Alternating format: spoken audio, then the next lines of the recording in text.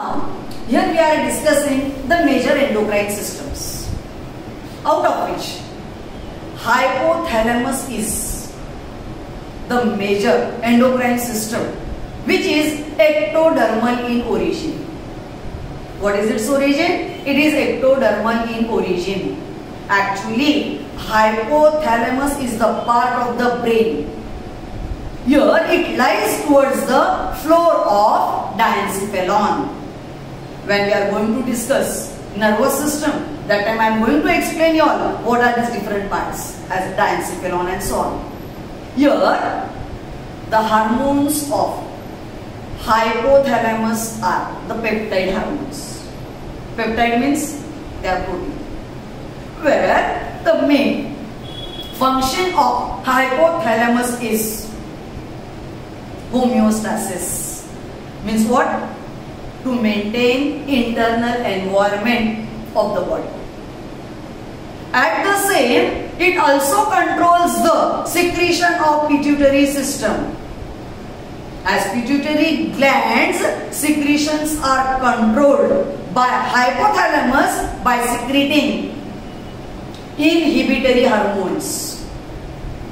The hormones of hypothalamus are called as neurohormones because they are secreted by the cells called as the cells which are exactly similar to that of neurons but are not the neurons. Try to understand. And hence these neurohormones are the hormones which are peptide hormones. Last year we discussed one of the hormone, if you remember, it is ADH. What is the full form of ADH? Antidiuretic hormone. Do you remember? While studying excretion and yes, what was our chapter? Excretion and osmoregulation. In that we have already discussed the hormone as ADH, antidiuretic hormone, and the other hormone which is secreted by these neurosecretory cells is oxytocin. So let us start with the second major gland as the pituitary gland. Pituitary gland as is situated in the cavity made by the bones called as sphenoid bones. So see here this is the cavity in which this bilobed gland is situated. The gland is situated in a depression in a cavity made by the bones called as sphenoid bones. The depression here is called as sella turcica. As well, it was invented by the Turkish scientist, hence it is called as a Turkish saddle also. This Turkish saddle is a peanut-shaped gland which measures in terms of milligrams. The smallest, it is the size of the peanut. The gland is pinkish greyish in color. The gland is of dual origin as there are two lobes. In the diagram you can see this lobe is called as an anterior, this lobe is posterior. Both these lobes are intersected at this region where the origin of these two different parts is totally different. So here this gland is of dual origin, means from two different origins. One, it is derived from the buccal cavity where the protruding of the buccal cavity makes the anterior lobe which is called as a Rathke's pouch which goes towards the brain, and the neurohypophyseal part joins at a place of hypothalamus, and therefore the two origins are different. But here the gland is said to be also ectodermal in origin. Now, when both the glands are coinciding at a respective region, this connection of pituitary gland with that of hypothalamus is lost in embryos. Where this pituitary gland as a bilobed gland, anterior part is larger. This part is called as adenohypophysis. The posterior lobe is called as neurohypophysis because both of them are totally from two different origins. This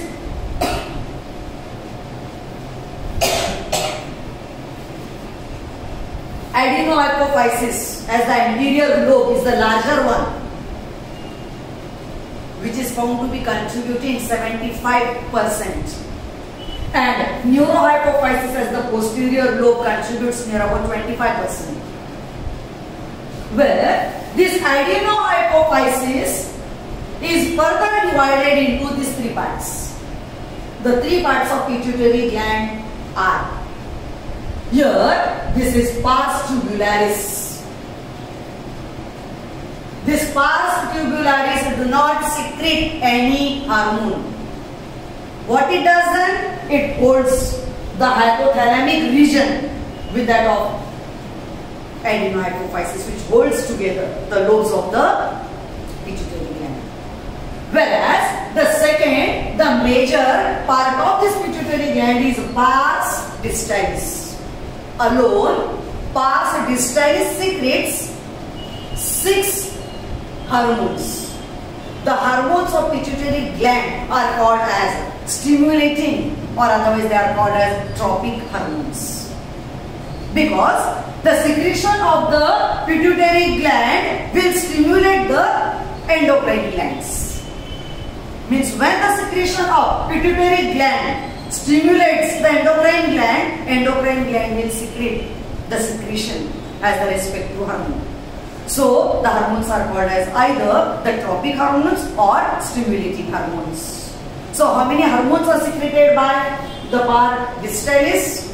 Pars distalis secretes 6 hormones. Whereas the intersection of adenohypophysis with that of neurohypophysis formed a cleft in between. This small cleft formed in between here is called as pars intermedia. This pars intermedia in higher vertebrates is poorly developed. This is found to be very well developed in lower vertebrates. Here, these lower vertebrates, for example, are the amphibians, the reptiles, and so on.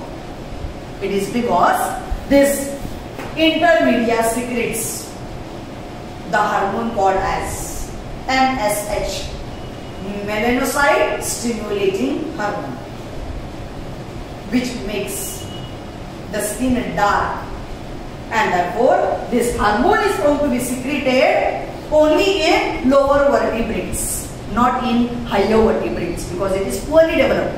In human beings it is poorly developed, and therefore it does not secrete any hormone in the higher vertebrates. Okay, whereas the hinder part is the posterior. Posterior part is neurohypophysis. Neurohypophysis region shows the supraoptic nucleus. These are the cells called as pituocytes, which are similar to that of the neurons but are not neurons. They consist of a body called as cyton, the long elongated process as an axon, and these are at the terminal region. These are the Heyring's corpus cells, where the neurohormones are secreted by the cells. The secretion from the body is carried by the axons, where this posterior part as neurohypophysis also is found to be divided into 3 parts. The 3 parts are the one as median eminence. The second one is infundibulum. The third one is this region called as pars nervosa, out of which here these 2 parts, neither secrete nor store any hormone.